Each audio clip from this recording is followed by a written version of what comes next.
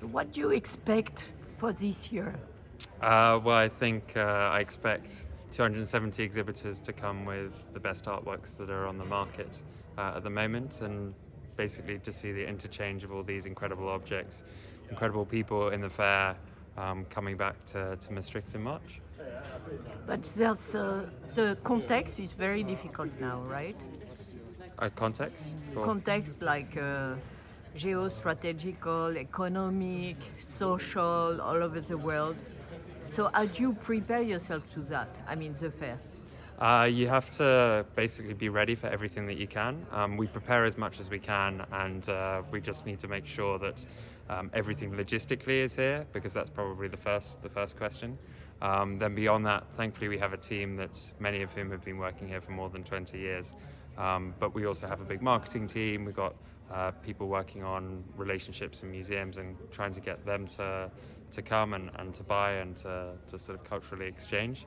And yes, there are definitely challenges to that. There are challenges to that every year.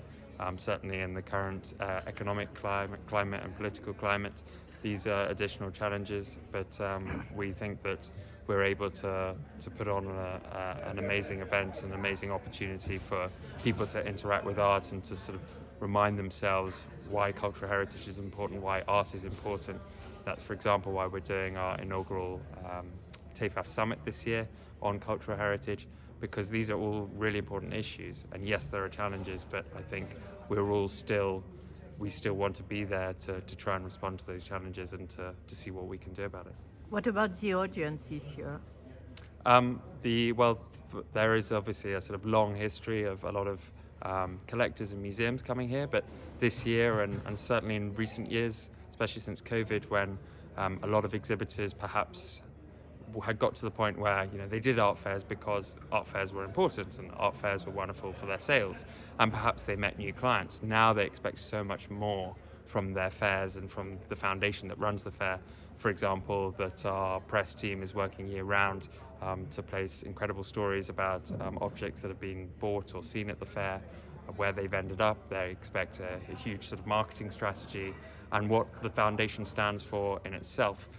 All those things come together to try and attract new audiences to the fair, and it's both a sort of deliberate reaching out to a lot of people to try to get them to come and experience Tefaf for the first time, as well as enhancing everything we already had.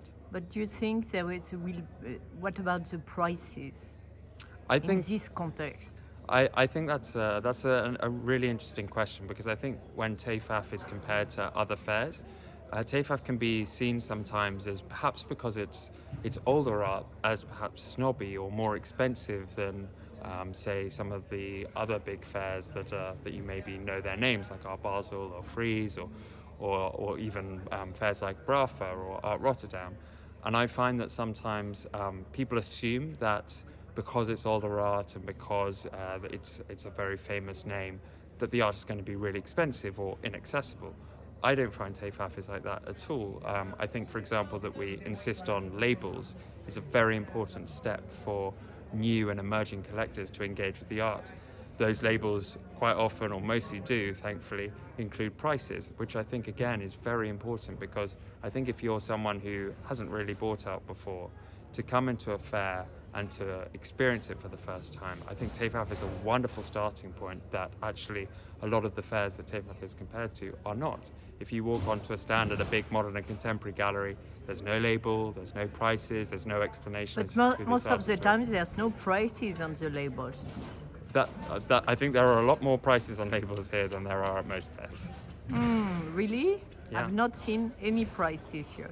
I still think it's a lot more transparent on prices than most other fairs. But do you think that people are slowing down on the prices this year because of the crisis everywhere, the chaotic context? I think it's always got to be a case of, the economy and politics always has an impact on the art market.